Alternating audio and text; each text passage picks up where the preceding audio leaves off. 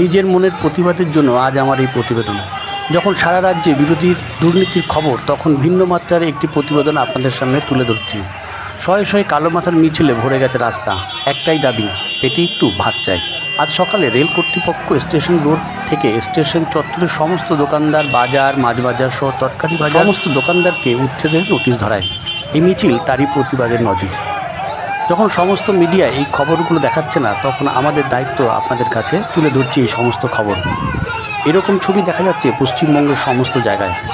সবার একটাই কথা, এটাই কি উন্নয়ন? আজ মানুষ বড় অসহায়। অবস্থা হয়তো কোভিডের থেকেও খারাপ হতে যাচ্ছে। এই বিশাল যে অর্থনৈতিক দুরবস্থা আগামীতে হবে, তার থেকে পার পাবে না কেউ। তাই শাসক দলের কাছে একটাই আবেদন, একটু মানবিক হন, নিপীড়িত মানুষের পাশে একটু দাঁড়ান, অন্ধকার থেকে মানুষকে একটু আলোর পথ দেখান। সারা পশ্চিমবঙ্গ কর্মহারায় নয়, কর্মসংস্থানে ভরে উঠুক। মা বোন ভাইরা রাস্তায় দাঁড়াবে, এই সরকারকে একদম শেষ করে দেওয়া দরকার।